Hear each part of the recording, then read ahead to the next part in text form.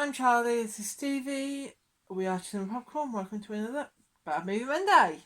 Okay, so today we're going back to 1995, Under Siege 2, Dark Territories. It's 18 as well. Yeah, 1 hour 14 minutes, directed by Jeff Murphy, starring Steven Seagal, Eric Bogosian, Everett McGill, Katherine Heigl, Morris Chestnut, and a small part by Kurtwood Smith, Clarence Boddicker in RoboCop. Yeah.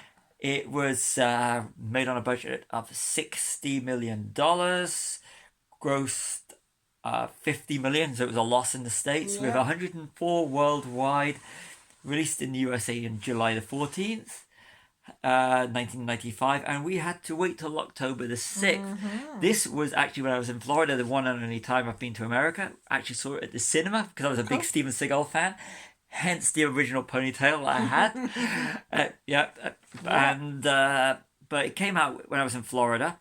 And when I saw it in the UK, I had just started university. So this was one of the first films I saw when I was at university in 95. And I was a big Steven Seagal fan at the time. Wasn't for much longer after this. No. Because he did this. Why happens? He did this. He did Executive Decision. And he did a lot of straight to video. And his career went downhill as his stomach expanded. Yes, we'll get into that later. Yes. So, Under Siege 2 Dark Territory, what did you think? It was interesting. To be honest, it was a bad film. I loved this film on first release. Yeah. What about now? Enjoyable bit of background nonsense. It's an action film. Not too bad. Yeah, I mean, it's not too bad. It's not like it's a bad film. It's an okay film. I loved this when it came out. I remember seeing it at the cinema and going, "This is good." Yes, Stephen, but that was how many years ago? 29 years ago. Exactly, nearly 30 years ago. It is actually it's dated, so it's still better than some of the action movies. Yeah. Last Steven Seagal, not including Executive Decision, but this was Steven Seagal's last good movie. Yeah, sure. It really was. Anyway, let's go on with my notes. Okay. Instead of arguing over how good it is or bad it is. So the first one is, you can tell it's a low budget movie because they use stock footage in the titles. They do. You see a space shuttle launching, and it's a bit like a few weeks ago when we did Plan 9 from Outer Space. Kind of one of those feels. And it doesn't just stop there, because there's a bit where the factory in China explodes, and it's from On Deadly Grounds, the movie Steven Seagal made before this one. Okay. Michael Caine's Paycheck movie. Yeah, so Steven Seagal, is he wearing a wig? He's wearing a weave? He's wearing plugs? What's going on with his hair? If you know the answer to that, put it in the comments below, because I'm still curious. Or you want to have a vote on what you think. Yeah. The thing is, if you look at Nico, Above the Law, and Hard to Kill, his hairline's receding. Then when you look at him from from Marked for Death onwards, and it's like, wow, his hair suddenly repaired itself. Yeah. And it looks really bad now. Yeah. He looks really bad now. He does, yeah. Sexualization of a minor. Yeah, Katherine Heigl. Yes. Underage at the time. 16, but we're not going to go into we're not going to go into this there. But this you're just pointing out as this is more what it was observed in the film rather than what actually happened. And we're not going to go into that. No, so yeah. Steven Seagal plays an overprotective uncle. Yeah. So. It does, but it's done in a So. Yeah. You know the stories. You can look up the stories. This is not this video if you want that kind of thing. So no, we don't touch that sort. Keeping this light-hearted. We do, yeah. Let's travel by train across the country instead of flying or driving. What could go wrong? Yeah, they do point out the flying because Katherine Heigl's parents and her Steven Seagal's, Casey Ryback's brother, died in a plane accident. But why didn't they just take a car? Yeah, that'd be why more drive? Yeah, it'd be a lot easier. Because there'd be no story there otherwise. No, there wouldn't. No. Or a bus. Oh yeah, they did that, didn't they? With Speed. Oh yeah. Die Hard. Yeah. Regulation goons for hire. They are. Yeah. The stuntmen. Stuntmen, standard. any action film. Exception of them. Eric Bogosian. Sorry, not Eric Bogosian. Everett McGill. Everett McGill is great in anything. Okay. He is. He's great. Great actor. Everett McGill. Marcus Penn. Yeah. Assumption is the mother of all something ups. Yeah. I love that line. He has a good line. Him and Eric Bogosian have great lines. The baddies have the good lines in this movie. Yeah. Steven Seagal speaks like Steven Seagal. He's a lowly cook. Yep, there is that. Better acting from Steven Seagal in The Shallows, the shark movie, than the real Steven Seagal. Watch The Shallows. Seagal. Yeah. Say that fast. Times. But the seagull. Drunk. Yeah, the seagull in The Shallows, Steven Seagal, is a better actor than Steven Seagal. But back in the day, I actually used to think he was so cool. I bet you did. Yeah. I even wanted to speak like him, slow like Steven Seagal. Yeah. That wasn't the time. Now was the time. One thought he was invincible. The other thought he could fly. They were both wrong. I'm marked for death or hard to kill dies. I'm a cook. A lowly cook. Yeah, sure. So in this film, there's an ex-Navy SEAL with counter-terrorist experience, happens to be on the same train as terrorists. Weaker than John McCain in an airport at Christmas. Yep. Die Hard on a train. Yes. Die Hard 2 stretched a bit, but great action movie. Absolutely incredible action movie. From Rennie Harlin, who also went on to do Cliffhanger, another Die Hard honor. You got Under Siege, Die Hard on a boat. You got Under Siege 2, Die Hard on a train. But just before that, you had Die Hard with a Vengeance, Die Hard in New York. Yeah, sure. And that just came out just before this, just months. Cool. And it's a better movie. Yeah. I like Die Hard with a Vengeance. Yeah. Can't act, but we'll give it a go. Yeah. Steven Seagal. I think that was more about Katherine Heigl. Katherine Heigl. She's terrible in it. She was. I mean, I've got to admit, the only thing I like Katherine Heigl in was Roswell. 16. She was good in Roswell. She's good in Roswell. She's good in Grey's Anatomy. How to Kill Your Career, Knocked Up, and Grey's Anatomy. Not the movies and the TV show, but what was said about them. Yeah, well. Big mistake. Career suicide for a long while. Yeah. A train jacking, basically, isn't it? Yeah. That's the whole premise, isn't it? It's they hijack the train.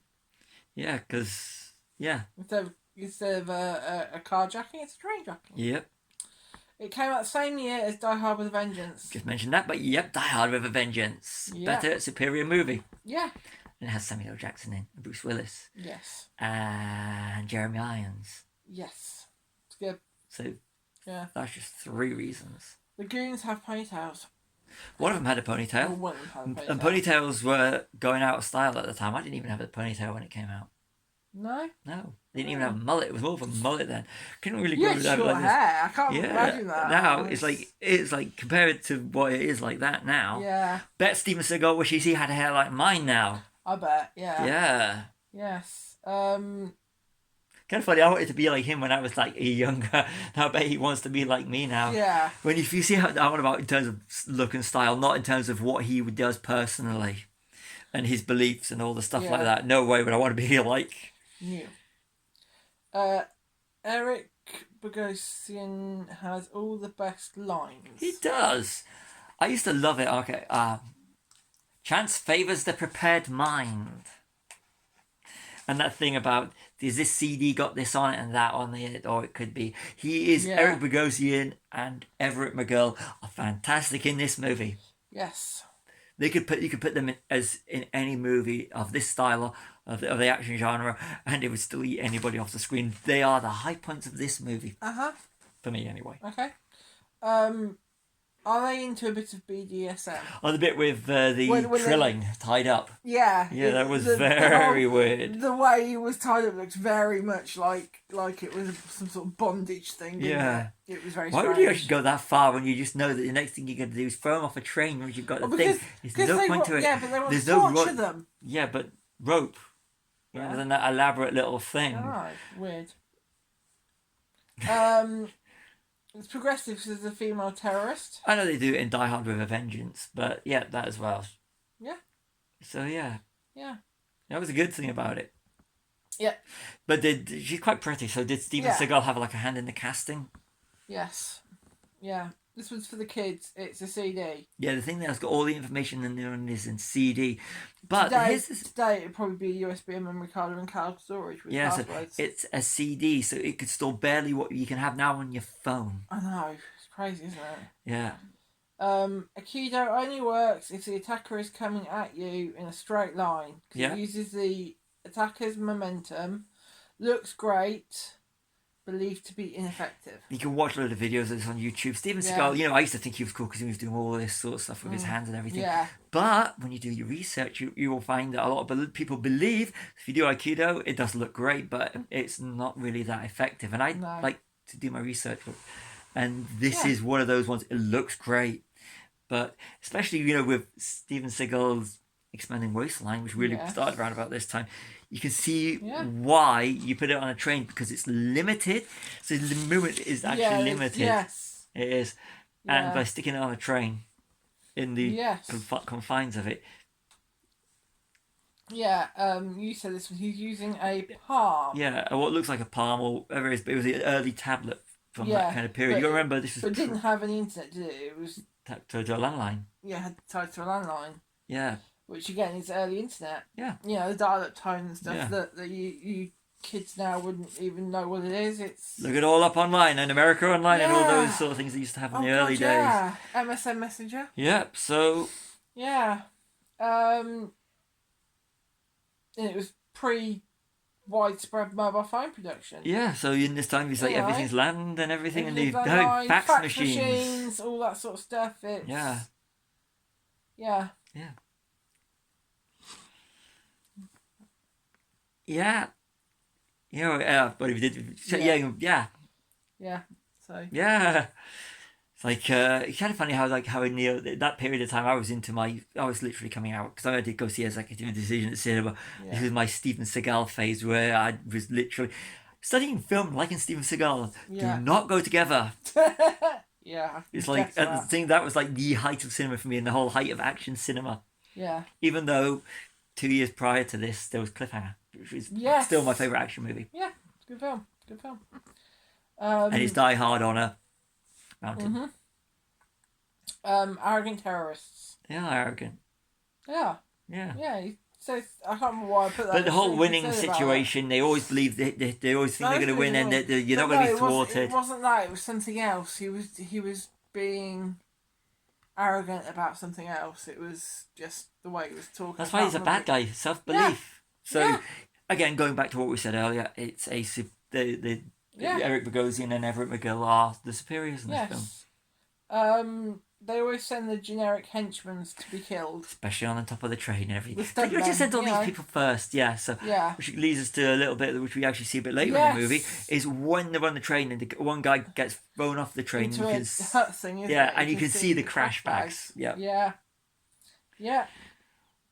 Which is, fair play, you've got to protect your stuntman, but you angle the camera so you don't actually see that he's landing on crash bags. No. Yeah.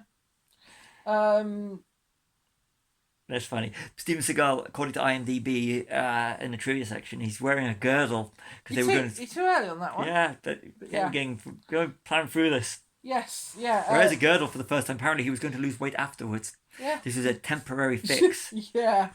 So we're not fat shaming here, but if you look at his contemporaries, especially Jean-Claude Van Damme and Dolph Lundgren and Arnold Schwarzenegger and Sylvester Stallone, look how they look, and they're similar age compared to how he looks. And you look at their outline, even Dolph Lundgren and Van Damme, their straight to video stuff. Yeah, they still look a lot better than Steven Seagal does, which is such a shame. But then again, we're talking about performances, not in terms of personality here, because it's more just we're talking about, and we're not trying to fat shame here, so we don't do that. But it's just in terms of Steven Seagal's really, it's bad when people you really thought were so cool back in the day turn out to be, And like I said, I'm just referring to Steven Seagal, none of the other people that I've mentioned, because they all, you have your opinions about them, I have mine. Yeah. All positive about the other ones except for Steven Seagal. Kind of wish I'd been a Van Damme instead of Seagal at that period. Yeah, or even Sly. I would like Sly. Yeah. So Sly's cool. Yeah. Anyway, footage of industrial facility. We said that one. Yeah. Already. they managed to retrieve a CD that fell onto rocks and wasn't scratched. You try that, kids. Yeah, you try that nowadays. You know, it's impossible. I've still got. I mean, we've still got CDs. Yeah. We've still got Holo CDs, and I've got some that I've I've done myself, like mixes and stuff. And they scratch easily. They do scratch really easily. So that's the most unbelievable thing in the movie, other than Steven Seagal running through a train. Probably one of the worst things about having a CD is putting your favourite CD into the player, and it's skipping. Yeah. And it's scratched, and it's just like no. So the fact that they've got managed to get all the codes back and they still use it, and the film doesn't end there and then, is a miracle in itself, and is the most unbelievable thing about the movie. Okay, 1 hour 16 minutes in, so about 25 minutes before the end of the film, they're into dark territory. It takes them all that time to get into dark territory. But if I remember right, and I've got a good memory when it comes to movies, when it was released in the USA as Under Siege 2 Dark Territory, then when it was released in the UK, it was just called Under Siege 2. Then when it came on video and everything on DVD, because we were talking about the era when DVDs were suddenly slowly going through, the Dark Territory name was put back onto it. And that's in the UK. Yes. Yeah. I remember those years. Yeah. Flashing hoo-has as a distraction. Yeah. She broke her bra. So that's the one time you only see a bit of cleavage, but you do see some boobs at the start, which kind of goes into the whole thing of the whole era. They kind of give people that predominantly males in their teens and early 20s watching these movies. Yes. There's more gunplay in this film than actual hand-to-hand fighting. Yeah, Steven Seagal in his earlier movies, from Nico, like above, it's called Nico, Above the Law, right through to say Under Siege. Yeah. It was a lot of the Steven Seagal was great as a martial arts, which, like I said, we've already covered the whole Aikido thing. But it's sort of like then he suddenly become a lot more gunplay in this and Yeah. And then following on from that, they entering into Steven Seagal's low action phase. Yeah. It's where he was. I'm guessing because of his weight. Yeah. Maneuverability issues. Yes, and again, they do have a typical Steven Seagal knife fight, but it's in close quarters, meaning he doesn't have to move around much. Yep. And there's at one point you actually see they've sped up the film. Yeah. There's one shot that I noticed that they sped up the film, and it has to end in the kitchen just to remember that he's a cook. Yeah. A lonely, lonely cook. Yeah, and then there's a terrible one-liner from Seagal, nobody beats me in the kitchen. Yeah, I know nobody beats me in the kitchen. Yeah. So, then moving on from that, the train crash. I know they use model trains for it, but it looks like they've used model trains for it, I think. Yeah. Doesn't it? It's not like a... Nowadays, it would look better. CGs. They probably would have used model trains, but they would have added CG. Yeah. But back then they didn't have that ability, really, did they? And the bit with Steven Seagal running through the train, other videos have took the mickey out of him running through trains and how he runs. So we're not going to do it here because that's like shooting fish in a barrel, as they say. Yep. And the last thing I've got on here is Steven Seagal saves the day. Steven Seagal saves the day. It wouldn't be a Steven Seagal film if you didn't. Executive Decision. Where he's off. Have I seen that one? No, you haven't. We are going to watch it. Executive Decision. It's the one with Kurt Russell and John Leguizamo, where John Leguizamo laughed at Steven Seagal and he kung fu'd him. He chopped him because he felt disrespected. Okay. Look up John Leguizamo's story. Yeah. Here is. Yeah. But that's all I've got. Else? Enjoyable bit of nonsense. I still find it an enjoyable bit of nonsense. This is one of my guilty pleasure movies. Yeah. Really, I'm just judging on a movie basis alone. Yeah. It is a very guilty pleasure, and I do love the lines. Chance favours a prepared mind. Assumption is the mother of all you know whats, and sane people do not make. Sane people do not. I can't even do it. Build weapons like this. So, Tom Breaker. So same people do not build weapons like this. And my word I used to use back in the day. I was smarter before I worked here. I'm smarter than you when I worked here. I'm still smarter than you. Again, another Eric Bogosian and Travis Dane line. He has, like I said, those three lines are brilliant. Lines, yeah. Okay, so stars. I'm gonna get lynched. So you go all hate me. I'm giving this because for the enjoyment of the fact, as a movie, it's a 2-star movie. This is a below par Die Hard ripoff. Mm-hmm. But for enjoyment, check your brain out, have a few beers, nachos, pizzas, whatever it is. It's a 4-star bad movie. So bad it's good, in my opinion. Really? More fun than Under Siege. See, I'm going like 2 stars. It's a bad movie. After this movie, we'll settle this like Steven Seagal. Really? I'll be running from you like a you-know-what. Yeah. Yes. So yeah. I'll be running from you like a Steven Seagal running for a cheeseburger. And I'll be limping after you. Yeah. So yeah. Anyway, so that's been our Bad Movie Monday. Steven Seagal and the Siege 2 Dark Territory. We are Chilling with Popcorn. Like and subscribe.